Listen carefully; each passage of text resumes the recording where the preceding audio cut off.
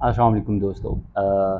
ظہیر عباس چغتائی آپ سب کو اپنے چینل ورڈ آف الائے کے اوپر خوش آمدید کہتا ہے۔ جیسا کہ میں نے آپ کو پہلے بھی کافی دفعہ بتا چکا ہوں کہ یہ چینل بنانے کا پرپس کیا تھا، لوگوں کو ان کے رائٹس اور ان کی اویئرنیس اور جو بھی لاز پاکستان کے اندر اویلیبل ہیں ان کی امپلیمنٹیشن کے اوپر۔ اب آج جو میں جس ٹاپک پہ بات کرنا چاہ رہا ہوں اور بڑا لائٹ سا ٹاپک ہے، بینگ اے لائر، میں اپنی فرٹرنٹی ممبرس کے لیے جو کہ نیولی انرول ہوتے ہیں ایز این ایڈوکیٹ پاکستان کے اندر آتے ہیں، اور وہ لاء کرنے کے بعد جب اس پروفیشن کو جوائن کرتے ہیں تو وہ جوائن کرنے کے بعد ان کو کون سی ایسی چیزیں ہیں جو فیس کرنی پڑتی ہیں، اور اگر وہ کر لیتے ہیں فیس، اور کرنے کے بعد اس کو اچھے طریقے سے کر لیتے ہیں تو وہ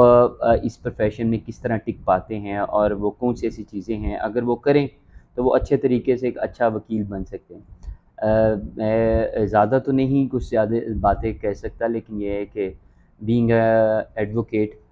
مجھے بھی اس پروفیشن کے اندر 12 سال سے زیادہ کا عرصہ ہو چکا ہے، اور جب میں نے بھی جوائن کیا تھا اس پروفیشن کو تو بہت ساری چیزیں تھیں جو نہیں تھا، جن چیزوں کا علم، اور وہ چیزیں ہمارے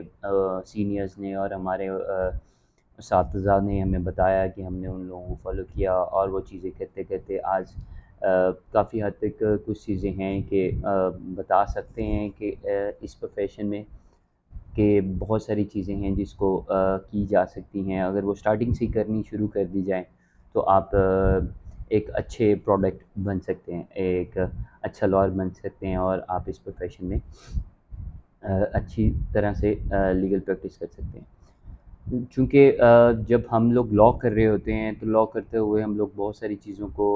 مائنڈ میں نہیں رکھتے، پاکستان میں خاص طور پر جب آپ ایکسٹرنل پڑھ رہے ہیں یا بار اٹلا کی ڈگری لے رہے ہیں تو وہ ایک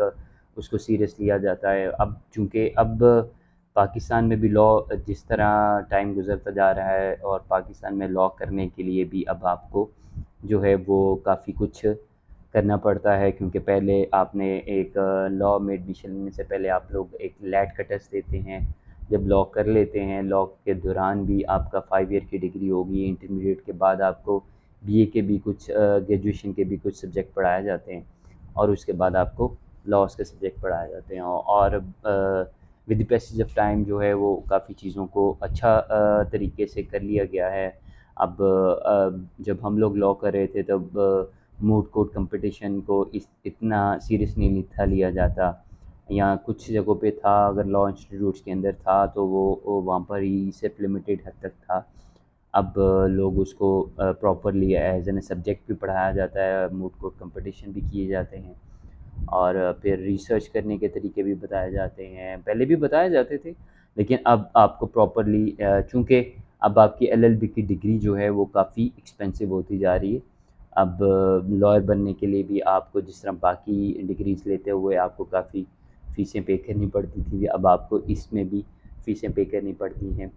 تو اس کے بعد آپ جب آخری ایئرز میں اور سیمیسٹرز میں آتے ہیں تو آپ کو تب ایک ایز اے سبجیکٹ بھی آپ کو اپرینٹرشپ کے لیے بھی کہ کسی لائر کے ساتھ آپ لوگ جا کر کچھ مہینے کام کر کے آئیں تو آپ کو وہاں سے وہ سرٹیفکیٹ ملے گا، اور آپ کا وہ کریڈٹ آورز کے اندر کنسیڈر کیے جاتے ہیں۔ تو یہ کافی ڈیولپمنٹ ہو چکی ہیں، انوالومنٹ آئی ہیں لاءز کے اندر بھی، لیکن لاء کرنے کے بعد جب آپ کا لاء کمپلیٹ ہو گیا تو پھر آپ نے لاء کی ڈگری لے لی، تو اس کے بعد آپ کو ایک اور ٹیسٹ سے نکلنا ہے، ایک اور مائل سٹون سے نکلنا ہے، وہ آپ کو کرنا ہے، وہ آپ کو گیٹ ٹیسٹ دینا ہے، وہ اس کو گیٹ ٹیسٹ کرنے کے بعد پھر آپ آپ کی انٹیمیشن فارم جمع کروائیں گے، انٹیمیشن فارم جمع کروانے کے بعد آپ پھر کسی سینئر وکیل کے ساتھ یا کسی بھی لائر کے ساتھ جو آپ ایز این ایسوسیٹ کام کرتے ہیں، یا آپ لوگ لاء سیکھنے کے لیے تو آپ کو کچھ کرنے کے لیے سیکھنا تو پڑتا ہے، کچھ نہ کچھ ایسا آپ کو سال 2 سال لوگ زیادہ ٹائم لے لیتے ہیں، ویسے نارملی یہی دیکھا جاتا ہے کہ اگر آپ 4 یا 5 سال کسی کی سپرویژن میں یا کسی کے انڈر آپ اگر کام کر رہے ہیں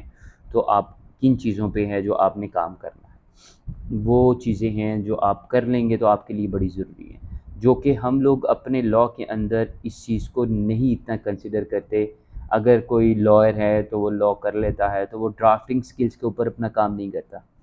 فرسٹ آف آل تو پہلے تو آپ کو ریسرچ کرنی آنی چاہیے. ریسرچ کرنی آنی چاہیے. آپ کو پتہ ہو کہ آپ کا لاء کون سا ہے، پراپر لاء کون سا ہے، اس کے اندر کون سی چیز ہے جو آپ نے دیکھنی ہے، پڑھنی ہے، سمجھنی ہے اور آپ کے کیس سے ریلیٹڈ ہے. آپ کو ریسرچ کرنی آنی چاہیے. پھر ریسرچ کرتے ہوئے لاز کے اوپر پہلے آپ ریسرچ کریں گے، اس کے اوپر کام کریں گے. لاز کے بعد پھر آپ جو ججمنٹس ہیں جیسے کہ ہماری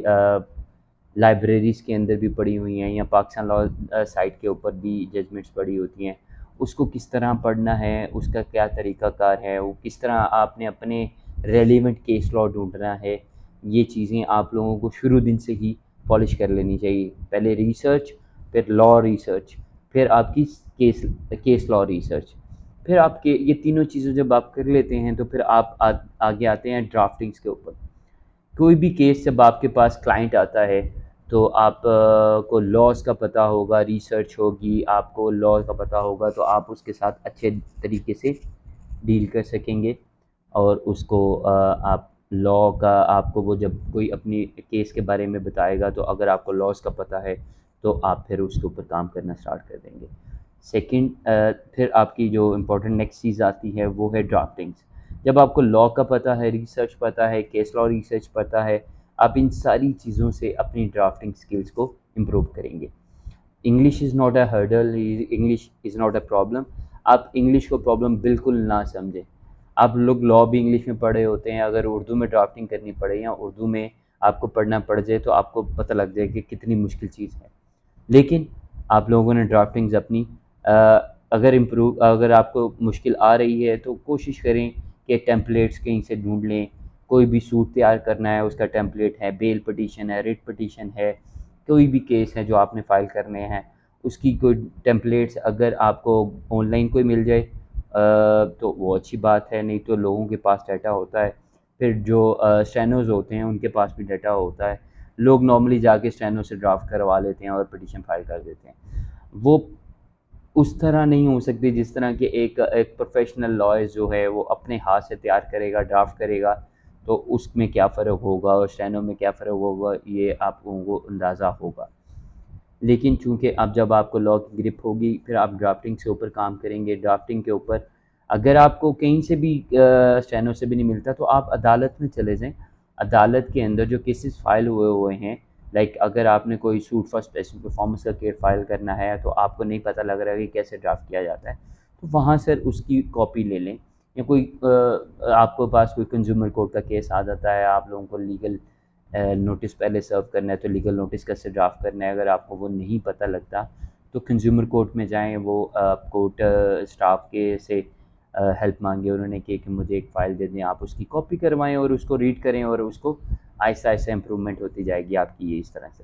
اگر یہ ساری چیزیں میں آپ کو بتا رہا ہوں کہ کر سکتے ہیں آپ. ضروری نہیں ہے کہ آپ صرف گوگل پہ جائیں، یہ ساری چیزیں آپ کے پاس ہیں کہ آپ کو کر سکتے ہیں. آپ کسی سینئر سے پوچھ لیں، آپ کے گھر میں اگر کوئی لائر ہے تو آپ اس سے پوچھ لیں. جب آپ لوگ کر لیتے ہیں تو پھر آپ کو جب آپ نے پہلے لاء کو ریسرچ کر لی، کیس کر لیا، لاء کی گرپ آ گئی، کیس آپ نے ڈرافٹ کر لیا تو آپ کو کیا ہوا، آپ کو لاء کے اوپر بھی گرپ آ گئی، آپ کو اپنی فیکٹس کے اوپر بھی گرپ آ گئی. جب آپ نے جب آپ نے کیس ڈرافٹ کیا اب کو دونوں چیزوں کے اوپر گرپ آ گئی.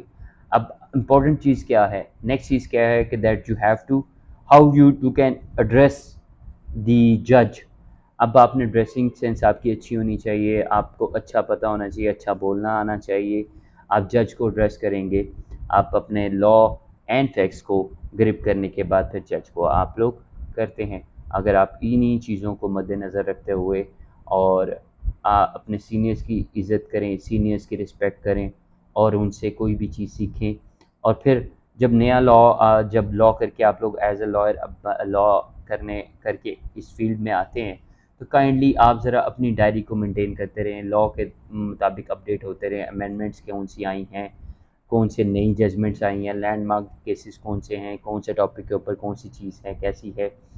مطلب آپ اپنا پراپرلی اپڈیٹ رہیں گے with laws and amendments and all the judgments, تو پھر آپ کے گرپ بھی رہے گی، اور انشاءاللہ اللہ تعالیٰ کا آپ کے ساتھ وعدہ ہے کہ باقی وہ ساری چیزیں اللہ سنبھال لے گا۔ آپ لوگ ان چیزوں کو پریکٹس کرتے رہیں، اور انشاءاللہ کامیابی آپ کا مقدر ہوگی۔ آپ کو انشاءاللہ مزید پھر کسی ویڈیو میں آپ لوگوں کے مزید کسی نہ کسی ٹاپک کے اوپر ظہیر عباس شگتائی آپ لوگوں کے پاس حاضر ضرور ہوگا۔ اپنا دعاؤں میں ضرور یاد رکھیے گا، اور کوئی بھی کویسچن ہو، کوئی بھی چیز ہو، آپ مجھ سے بلا جھجک پوچھ سکتے ہیں۔ میرا نام ظہیر عباس شگتائی ہے، میں اپنی ڈیٹیل ڈسکرپشن میں ضرور دے دوں گا۔ میرے چینل کو ضرور سبسکرائب کیجیے گا، اور اگر اچھی لگے ویڈیو تو اس کو کائنڈلی شیئر بھی کیجیے گا۔ دعا میں ضرور یاد رکھیے گا۔ اللہ حافظ۔